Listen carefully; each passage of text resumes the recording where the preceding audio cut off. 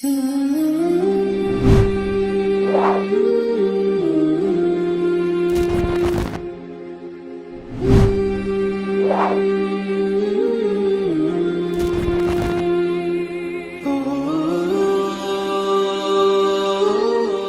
اللہ الرحمن الرحیم۔ مختصر القدوری کا 5واں باب ہے باب الانجاز، سبق نمبر 4 میں خوش آمدید۔ آج کے سبق کے اندر ہم استنجا کے بارے میں کچھ احکام پڑھیں گے، اس کے علاوہ کچھ اور مسائل بھی ہیں جو کہ ہم آج کے سبق میں پڑھیں گے۔ اسی کے ساتھ یہ باب مکمل ہو جائے گا۔ عبارت دیکھ لیں، ترجمہ کرتے ہیں، آخر میں اس کی تشریح کرتے ہیں۔ وَتَطْهِيرُ النَّجَاسَةِ الَّتِي يَجِبُ غَسْلُهَا عَلَى وَجْهَيْنِ فَمَا كَانَ لَهُ عَيْنٌ مَرْئِيَّةٌ فَطَهَارَتُهَا زَوَالُ عَيْنِهَا إِلَّا أَنْ يَبْقَى مِنْ أَثْرِهَا مَا يَشُقُّ إِزَالَتُهَا وَمَا لَيْسَ لَهُ عَيْنٌ مَرْئِيَّةٌ فَطَهَارَتُهَا أَنْ يَغْسِلَ حَتَّى يَغْلِبَ عَلَى ظَنِّ الْغَاسِلِ أَنَّهُ قَدْ طَهُرَ وَالِاسْتِنْجَاءُ سُنَّةٌ يُجْزِئُ فِيهِ الْحَجَرُ وَالْمَدَرُ وَمَا قَامَ مَهُمَا يَمْسَحُهُ حَتَّى يُنَقِّيهِ وَلَيْسَ فِيهِ عَدَدٌ مَسْنُونٌ وَغَسْلُهُ بِالْمَاءِ يَفْضَلُ وَإِنْ تَجَاوَزَتِ النَّجَاسَةُ مَخْرَجَهَا لَمْ يَجُزْ فِيهِ إِلَّا الْمَاءُ وَبِالْمَائِعُ وَلَا يَسْتَنْجِي بِعَزْمٍ وَلَا رَوْثٍ وَلَا بِطَعَامٍ وَلَا بِيَمِينِهِ۔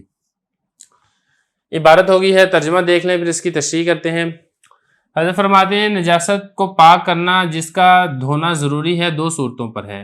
ایک تو وہ ہے جس کے لیے جسم ہے جو کہ نظر آتا ہے، اس کی طہارت تو اس کے جسم کے زائل ہونے کے ساتھ ہوگی، مگر یہ کہ باقی رہ جائے اس کے اثر سے اتنا کہ جس کو زائل کرنا مشکل ہے۔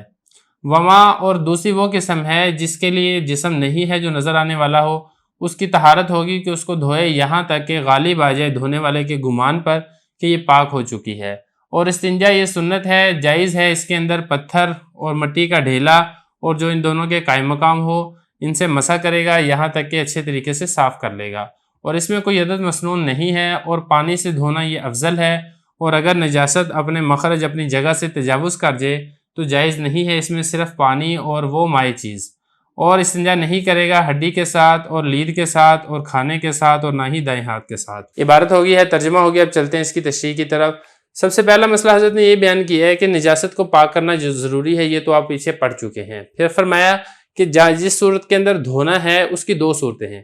دیکھیں، ایک صورت تو یہ ہے نا کہ دھونے کی ضرورت نہیں ہے، وہ چیز ویسے ہی پاک ہو جائے گی، جیسے کہ ہم پیچھے تفصیل سے پڑھ چکے ہیں کہ شیشے کے اوپر لگ گئی ہے نجاست، یہ تلوار پر لگ گئی ہے، اس کو پونچھ دیا گیا تو وہ پاک ہو چکی ہے۔ یہ اسی طریقے سے زمین پر نجاست لگی تھی، زمین خشک ہو گئی تھی تو اس کو دھوئے بغیر وہ پھر بھی پاک ہو جاتی ہے۔ یہاں پر بات ہو رہی ہے اس صورت کی کہ جب آپ نے اس کو دھونا ہے۔ اب دھونا جسم کے اوپر سے بھی دھونا ہوتا ہے، یا اسی طریقے سے کپڑے پر لگ جائے تو اس کو بھی دھونا ہوتا ہے، قالین پر لگ جائے اس کو بھی دھونا ہوتا ہے۔ تو فرما رہے ہیں کہ جب آپ نے نجاست کو دھونا ہے، یعنی دھو کر پاک کرنا ہے اس جگہ کو، اس چیز کو، تو اس کی دو صورتیں ہیں۔ ایک صورت تو یہ ہے کہ وہ ناپاکی ایسی ہے عین، یعنی اس کا جسم ہے مرئی یا نظر آ رہا ہے۔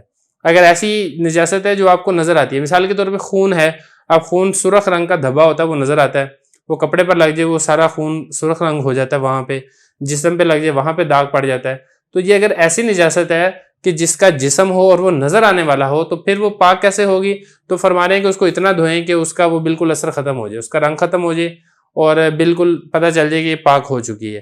البتہ اگر تھوڑا بہت رنگ باقی رہ بھی جائے، یعنی وہ نہیں جا رہا، بعض اوقات ایسا ہوتا ہے کہ جیسے خون ہے تو خون کا جو داغ ہوتا ہے اس کو دھوتے رہتے ہیں، پتہ چل جاتا ہے کہ چیز پاک ہو چکی ہے، لیکن اس کا کچھ نہ کچھ رنگ پھر بھی باقی رہ جاتا ہے۔ تو اتنا رنگ باقی رہ جائے کہ اس کا دور کرنا مشقت کے بغیر ممکن نہ ہو، تو شریعت جو ہے اتنی مشقت کے اندر انسان کو نہیں ڈالتی، وہ چیز ویسے بھی پاک ہو جائے گی۔ تو یہ فرما رہے ہیں کہ اگر تو کوئی ایسی نجاست ہے لہو عین، جس نجاست کا عین یعنی جسم ہے، مرئی نظر آ رہا ہے، تو اس کا پاک ہونا کیسے ہوگا؟ اس کا وہ جسم ہے وہ زائل ہو جائے، مگر یہ کہ اس کے اثر میں سے کچھ اتنا باقی رہ جائے کہ جس اثر کا زائل کرنا مشقت کے بغیر ممکن نہ ہو، یعنی مشقت کے ساتھ ہی وہ زائل ہو، اس کا اثر، اس کا رنگ، اس کے کچھ نہ کچھ اثرات وغیرہ اس کے بغیر وہ زائل نہ ہوتا ہو، تو اس طرح کی مشقت میں پڑنے کی ضرورت نہیں ہے۔ یہ تو ہوگی پہلی قسم۔ دوسری قسم کون سی ہے؟ وما لیس لہ عین مرئیہ، اور اگر نجاست تو ہے لیکن اس کا کوئی ایسا جسم نہیں ہے جو نظر آ رہا ہو، پھر اس کو پاک کرنے کا کیا طریقہ ہے؟ جیسا کہ مثال کے طور پہ پیشاب ہے، اب پیشاب لگ جاتا ہے کپڑوں پر، اب پتہ تو نہیں چلتا ہے، پانی بھی ویسا ہی ہوتا ہے، پیشاب بھی ویسا ہی ہوتا ہے، تو اس کا کوئی باقاعدہ جسم نہیں ہوتا جس سے پتہ چل جائے کہ یہ پیشاب ہے۔ تو اس کے لیے فرمایا کہ اس کے طہارت اس طریقے سے ہوگی کہ اس کو دھویا جائے، اتنا دھویا جائے کہ دھونے والے کے گمان پر غالب آ جائے کہ یہ والی چیز پاک ہو چکی ہے۔ مطلب کپڑے پر لگ گئی ہے، جسم پر لگی ہے، اس کو اچھے طریقے سے دھوئیں، جسم پر لگی ہے صابن کے ساتھ دھو لیں تو آپ کو تسلی ہو جائے گی کہ اب یہاں پہ اس کے اثرات باقی نہیں رہے ہیں. یا اسی طریقے سے کپڑے پر لگی ہے تو آپ اس کو اچھے طریقے سے دھو لیں تو وہ پتہ چل جائے گا کہ اب یہاں پہ یہ چیز زائل ہو چکی ہے. اس کے 2-3 طریقے ہیں. ایک طریقہ تو یہی ہے جو کتاب کے اندر ذکر کیا ہے کہ اس کا جو اعتبار ہے وہ ظن غاسل پر ہے، یعنی دھونے والے کے گمان پر ہے. اگر اس کا گمان یہ ہوتا ہے کہ یہ والی چیز پاک ہو چکی ہے تو وہ والی چیز پاک ہو جائے گی. دوسرا طریقہ جو فقہاء نے لکھا ہے وہ یہ ہے کہ اس کو 3 مرتبہ دھو کے 3 مرتبہ نچوڑا جائے گا. مطلب ایک مرتبہ آپ اس کو دھوئیں، اس کو نچوڑ دیں، دوسری مرتبہ آپ اس کو دھوئیں پھر نچوڑ دیں، تیسری مرتبہ دھونے کے اس کو اچھے طریقے سے جب نچوڑیں گے تو وہ چیز پاک ہو جائے گی. یہ دوسرا طریقہ ہے. تیسرا طریقہ جو ذکر کیا گیا وہ یہ ہے کہ آپ اس کو ایک مرتبہ دھو لیں، دھونے کے بعد اس کو جاری پانی کے اندر، بہتے پانی کے اندر رکھتے کچھ دیر، تو بہتے پانی سے وہ بھی پاک ہو جائے گا. یہ طریقہ بڑا آسان ہے. آپ اس کو ایک مرتبہ اچھے طریقے سے دھو لیں. جب آپ کو تسلی ہو جائے کہ کپڑے کے اندر اب ناپاکی کی کوئی چیز باقی نہیں رہی ہے، آپ اس کے بعد ایک بالٹی میں یا ایک ٹب کے اندر آپ پانی بھریں اور ٹوٹی اوپر سے چلتی چھوڑ دیں. وہ بھر جائے، کپڑا اس کے اندر ڈبو دیں. اب ٹوٹی اوپر سے چل رہی ہے، پانی اس بالٹی سے نکل رہا ہے تو وہ پانی مائع جاری کے حکم میں ہو جائے گا اور وہ کپڑا اس کے اندر بھیگے رہنے کی وجہ سے، مائع جاری کے اندر ہونے کی وجہ سے وہ کپڑا بھی پاک ہو جائے گا. تو یہ والا طریقہ ہے جو آسان ہے، اسی کو اختیار کرنا چاہیے.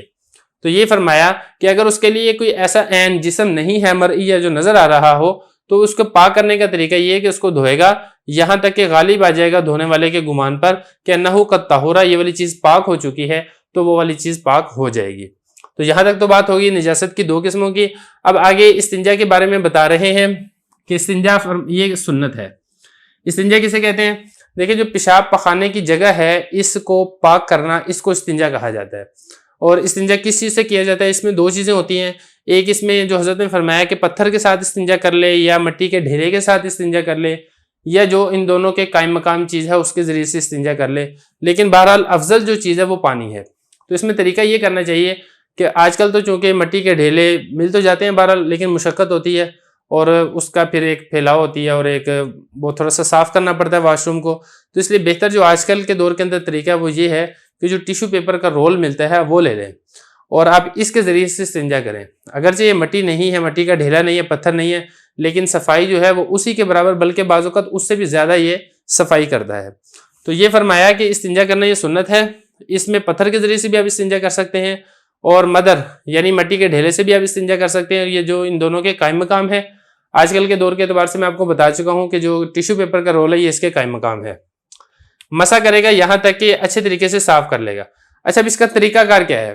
دیکھیں، اس کا کوئی خاص طریقہ کار نہیں ہے. مقصد تو ہے کہ وہ جو جگہ ہے، پیشاب کی جگہ ہے یا پخانے کی جگہ ہے، اس جگہ کو آپ نے پاک کرنا ہے، اس جگہ کو صاف کرنا ہے.